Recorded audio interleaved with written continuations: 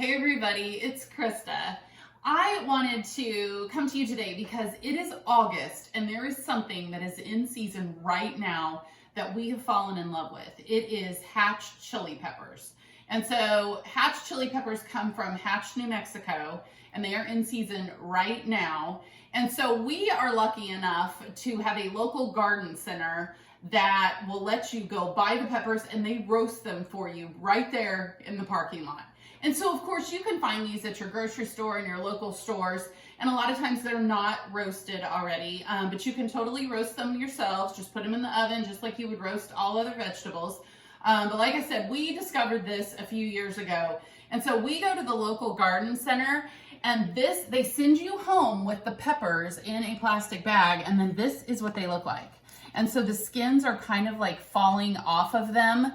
And so what I do, so this year, you're gonna think we're slightly crazy. We bought half a bushel, which is about 50 to 60 peppers. And like I said, they roast them, they put them in a plastic bag, and you take it home like that and kind of let them steam in the bag, and that helps the skin come off of them. And then once I get them home and they're nice and cool, I will divide them up.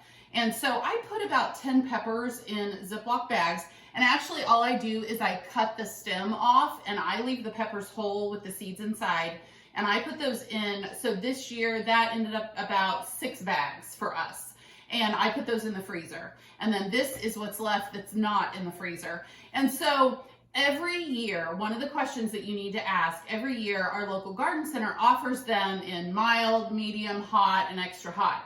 But because of the growing conditions, some years they're going to be crazy hot, other years not as much.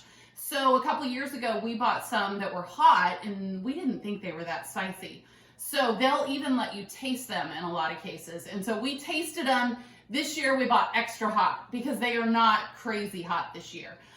So for what that's worth. So I want to show you 2 things that we love to do with these hatch chili peppers. Our absolute favorite is we're going to do hatch chili guacamole. And we went to the farmer's market this morning and picked up some Freestone peaches. And so we put together a hatch peach salsa that I think we're going to have on grilled burgers later, because it's amazing on chicken, fish. You can just throw it on a salad if you want. So I want to show you this hatch chili guacamole. It is so avocados. So basically, the recipe calls for 3 avocados. Our avocados are really large, so we're just going to use 2. But this avocado is just beginning to get soft. So once you get it cut, you get your pit out. Then I like to do kind of the checkerboard thing. And then we've already got one here in the bowl, and we're going to get our other one in here. And then once we have 2 in there, that's going to be plenty, like I said, because these are so large. And so with homemade guac, really all you need is the avocados, lime juice, and salt. Like you could add a little salt, and then our lime. I normally put about a tablespoon of lime juice. This lime is really small, so we're going to go ahead and do both halves of it. And so for a great homemade guac, that's actually all you have to do. And sometimes, depending on how hard your avocado is, you can squish it with a fork and then stir it up. But honestly, for a great guac, that's it. You could totally stop there. For this hatch chili guacamole, we are going to add, the recipe calls for 4 hatch chilies. So this is actually 3, because like I said, they're kind of large this year. So that's 3 that are about that size. And so all I did was cut the stem off and chopped it up, seeds and all. And then we're going to add 1/4 cup of cilantro, about the same amount, about half of a medium-sized red onion, and then about 1/2 teaspoon of salt and 1/2 teaspoon of ground cumin. And you are going to stir this up.